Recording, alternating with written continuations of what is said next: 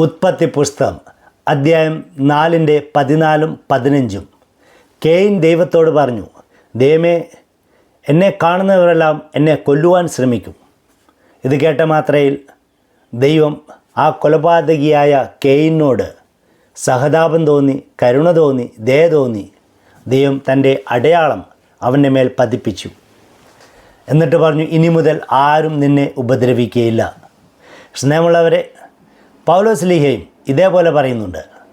ഗലാത്യർക്കെഴുതിയ ലേഖനം അധ്യായം 6:17 എന്നെ ഇന്നു മുതൽ ആരും ഉപദ്രവിക്കുകയില്ല, കാരണം എൻ്റെ ശരീരത്തിൽ കർത്താവായ യേശു ക്രിസ്തുവിൻ്റെ അടയാളങ്ങൾ ഞാൻ പതിപ്പിച്ചിരിക്കുകയാണ്.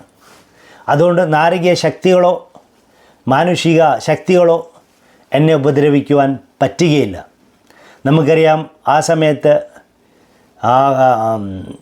സ്ലേവ്സ് അടിമത്തം ഉണ്ടായിരുന്നു. അപ്പോൾ അടിമകളുടെ ശരീരത്തിന്മേൽ അടിമകളുടെ മാസ്റ്റർ അധികാരി മുദ്രണം ചെയ്യുമായിരുന്നു, അടയാളം തൻ്റേതാണെന്ന് പറയാൻ വേണ്ടി. അതേപോലെ പൗലോസ്ലീഹ പറയുകയാണ്, അല്ലെങ്കിൽ കെയിൻ്റെ മേൽ ദൈവം ഒരു അടയാളം വയ്ക്കുകയാണ്. ഈ മകൻ എൻ്റേതാണ്, ഇനി ആരും ഈ മകനെ ഉപദ്രവിക്കരുത്. അങ്ങനെ നാരകീയ ശക്തികളോട് നമുക്ക് എതിർത്ത് നിൽക്കുവാൻ വേണ്ടി പ്രാർത്ഥിക്കാം. കർത്താവേ, എൻ്റെ ശരീരത്തിലും അങ്ങയുടെ അടയാളം നൽകണമേ എന്ന്. ദൈവം അനുഗ്രഹിക്കട്ടെ.